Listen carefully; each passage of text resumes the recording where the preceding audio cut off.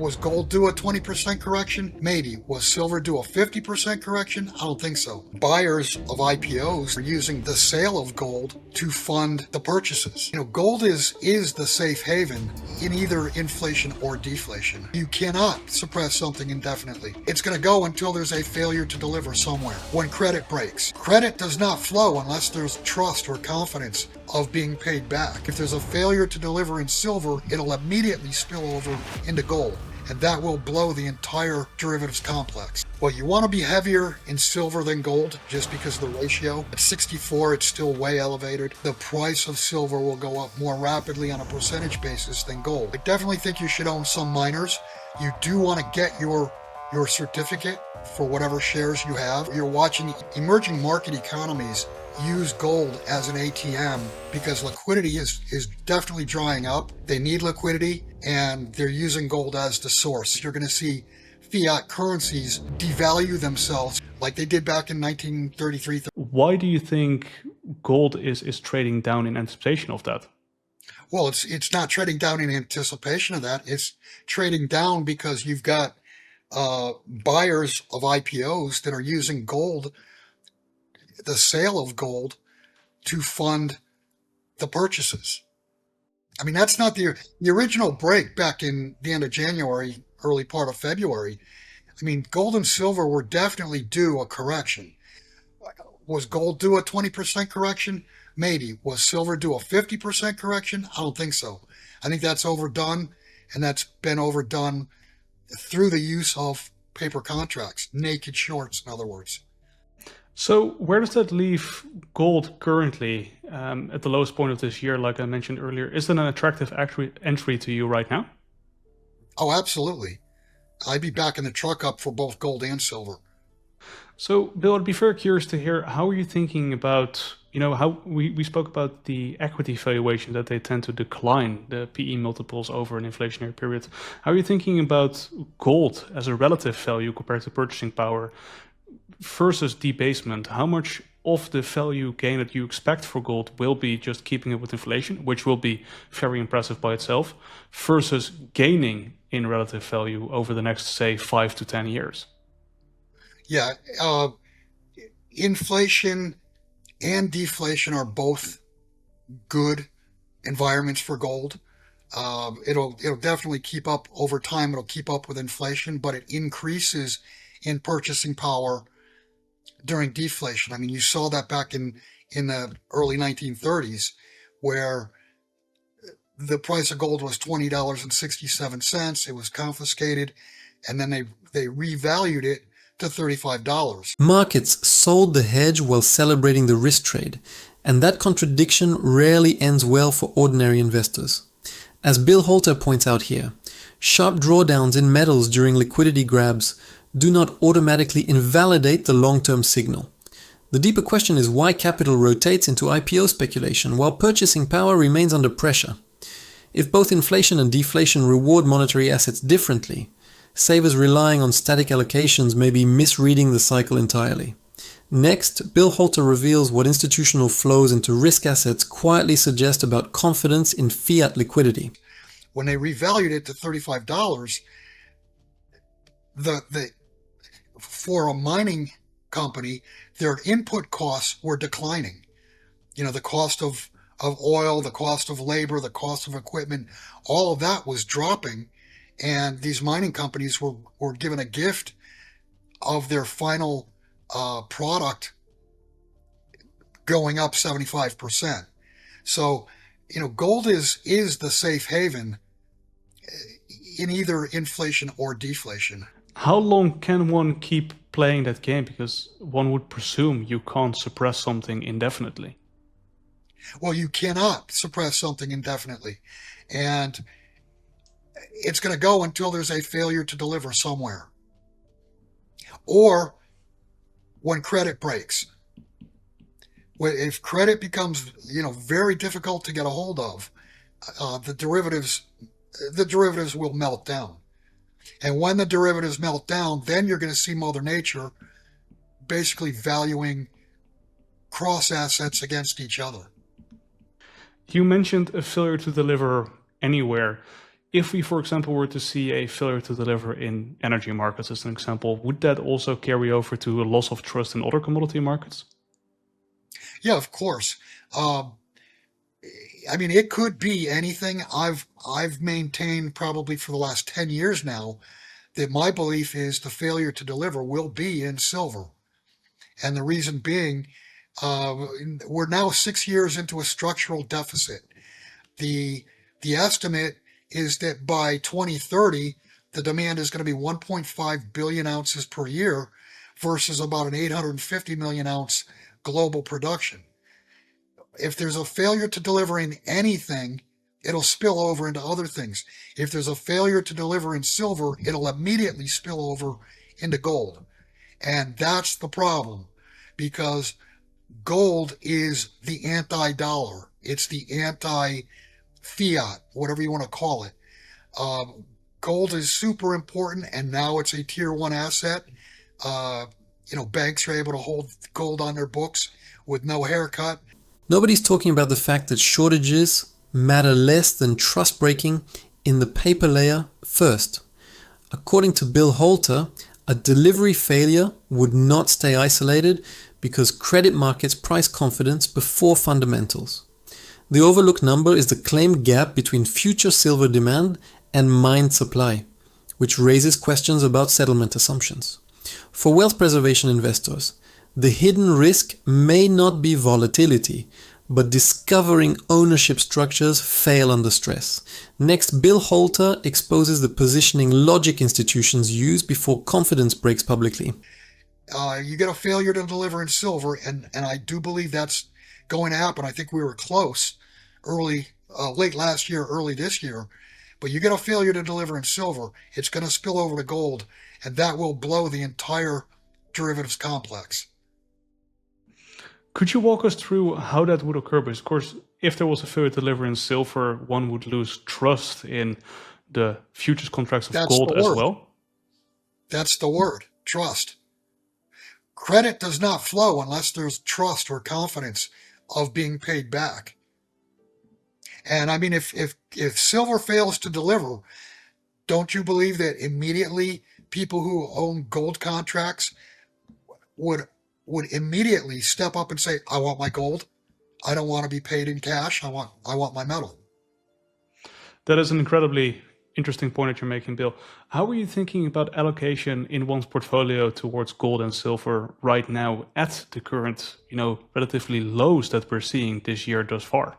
Well, you want to be heavier in silver than gold just because of the ratio. At 64, it's still way elevated, and that tells you that the price of silver will go up more rapidly on a percentage basis than gold.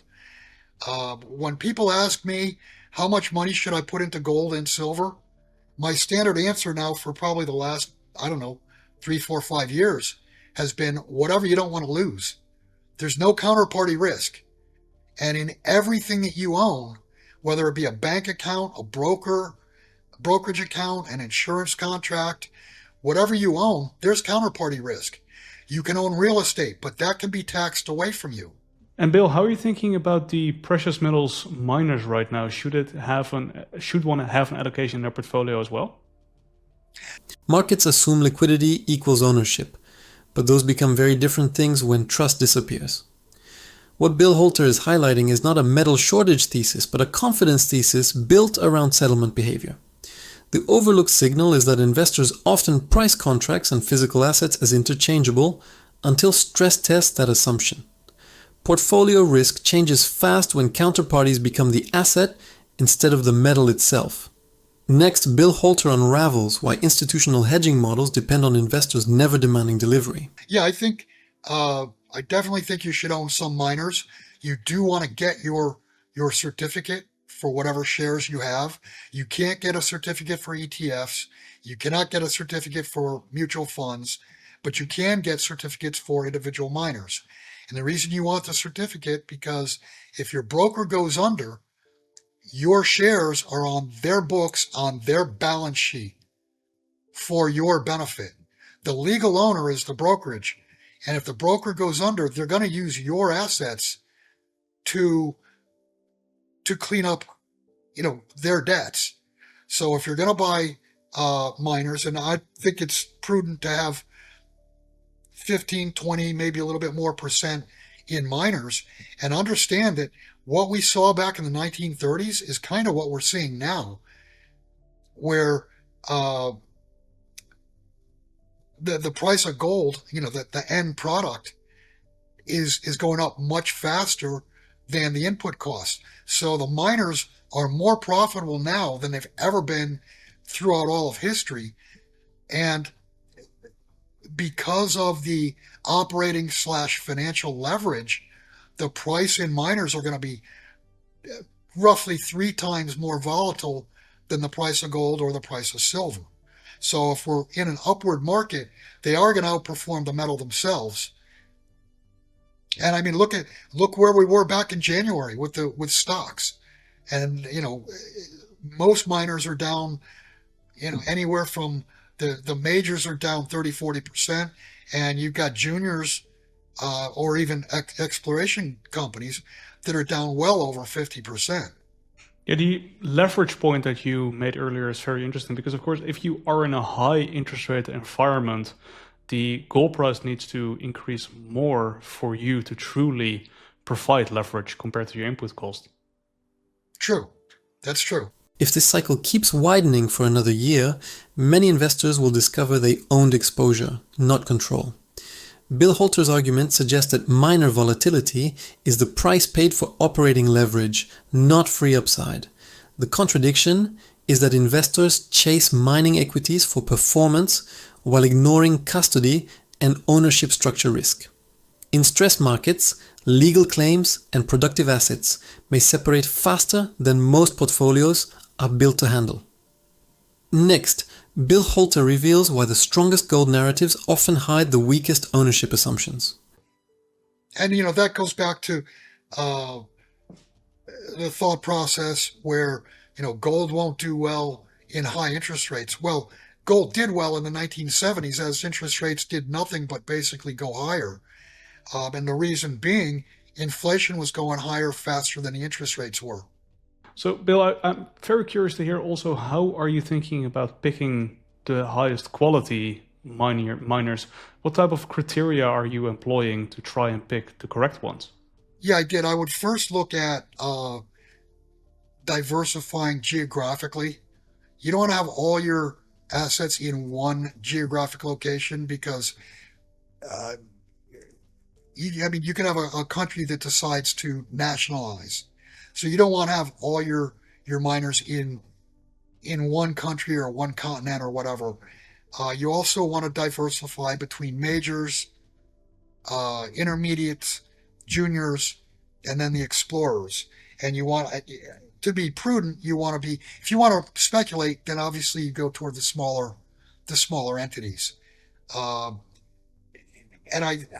Obviously you've got to make the decision. Do you like gold better than silver or silver better than gold? Do you want to mix them? I mean, those are personal decisions, how much risk you want to take and how aggressive you want to be. I think some of the weakness in gold is that it's being used as a funding source, if you will, for these IPOs. I also think that you're watching emerging market economies use gold as an ATM because liquidity is definitely drying up. They need liquidity, and they're using gold as the source. So I think that's your weakness. But keep in mind that in a true deflationary environment, gold is the best place to have your money. And you saw that in the 1930s. This happened before in the 1970s. Rates climbed, yet purchasing power still lost the race. This is where Bill Holter's thesis shifts from price forecasting to capital placement under stress. The overlooked signal is that higher rates alone do not determine outcomes if liquidity and inflation pressures move faster. Investors protecting wealth may need to think less about nominal returns and more about where policy pressure eventually gets absorbed. Next, Bill Holter reveals the timing gap between rising rates and the moment asset weakness becomes systemic. What you're going to see is fiat currencies devalue themselves, if you will, like they did back in 1933-34 in the United States. You're going to see fiat currencies being devalued to try to bring inflation back into the system. They cannot allow things to deflate with as much debt that's outstanding. A lot of threads to pull there. Of course, the interest rates discussion is very interesting. We've seen interest rates on the long end of the yield curve rise all over the world. Perhaps you can walk us through why you believe that will bring deflation. So I presume you mean with that falling asset prices, deflation in assets. Why would that occur? Well, that's simple. Look at a business, look at real estate, whatever you want to look at. If it's not being bought with cash, if it's being bought with borrowed funds, the cash flow of the buying entity is finite. And if rates are higher, then they're able to borrow less. I mean, for a house, let's say that a couple years ago you qualified for $1 million mortgage. With rates going from where they were, what were they? Call them 3.5% on mortgages, now to 6.5 or 7. Now you might only be able to qualify for a $500,000 or $600,000 house. So it's not so much the sales side; it's the lack of buying power because interest rates are cutting the amount that can be borrowed. Let's say that you're a business that needs to refinance something. Well, 3 or 4 years ago, you could refinance easy because credit was freely available, interest rates were low. Now interest rates are higher and credit is more difficult to get. The public debate is about inflation, but the real pressure point may be borrowing capacity collapsing underneath asset prices. As Bill Holter points out here, higher rates become deflationary, not because demand disappears, but because leverage contracts. The contradiction is that policymakers talk about stability, while tighter credit quietly reprices everything dependent on financing. For investors, the danger is assuming nominal asset values can survive shrinking purchasing power. Next, Bill Holter exposes why credit conditions matter more than inflation headlines. So if a company can't refinance, what do? So the asset values are a function of the availability of credit for buyers. And if credit is impeded in any way, and obviously higher interest rates or the lack of availability, those will definitely put less buying pressure on assets, which means lower prices. And Bill, of course, high interest rates normally are seen as deflationary for prices of goods and services. At some point, if the long-term interest rates go up too much, deficits start to widen, government deficits, I mean with that. And of course, that can create an inflationary loop if they start monetizing the debt. When do we start going across that tipping point? When does this become an inflationary spiral?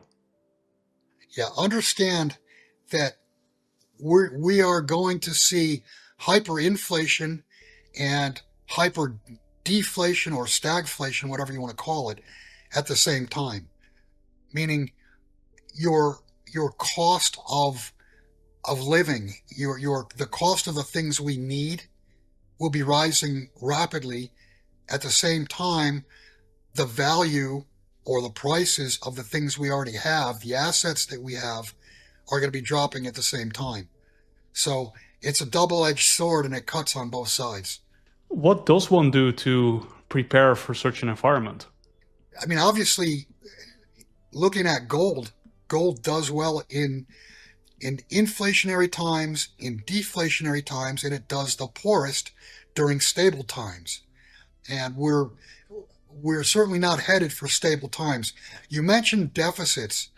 It's not just the deficits that are a problem. It's now becoming a problem. The interest payments, the debt service is becoming a problem.